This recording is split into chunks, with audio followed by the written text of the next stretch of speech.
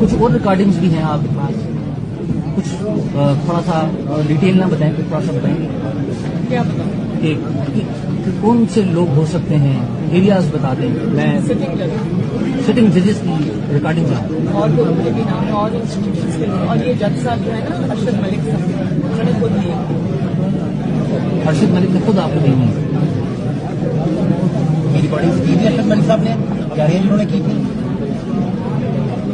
Not asking about source, just آپ کا comment چاہیے. نہیں، ان کو پتا نہیں تھا کہ یہ ان کو پتا نہیں. اگر ان کو پتا ہوتا تو وہ یہ کرتے. تو وہ ریکارڈنگز کب تک پبلک میں آئیں گی تاکہ لوگوں کو پورا سچ پتا لگے کہ ہوا کیا ہے؟ میری دعا ہے کہ ان کو لکھنا. لیکن ان لوگوں کو پتا ہے جن لوگوں کے بارے میں ریکارڈنگز ہیں کہ آپ کے پاس ریکارڈنگ ہے؟ جنہوں نے گناہ کیا ہوتا ہے ان کو سب کو پتا. تو لوگ آپ سے رابطہ کرتے ہیں کہ آپ انہیں معاف کر دیں یا اس طرح کے کوئی رابطے ہوتے ہیں؟ ارشد ملک صاحب نے ایسے ہی کیا. میڈم ایسا تو نہیں ہوگا کہ جن لوگوں کے پاس آپ نے ریکارڈنگ لکھوائی ہے، ریکارڈنگ پبلک ہونے سے پہلے وہ بھی گرفتار ہو جائے صرف ہاتھوں میں ریکارڈنگز بن اس بات میں کتنی صلاحیت ہے کہ آپ اور حمزہ صاحب دونوں اڑ گئے ہیں. ادروائز جو ہے وہ کبھی کبھی ڈیل کر کے باہر چلے جایا کرتے تھے. آپ دونوں اڑ گئے ہیں کہ نہیں جس طرح نہیں ہوگا. اس بات میں کتنی صلاحیت ہے؟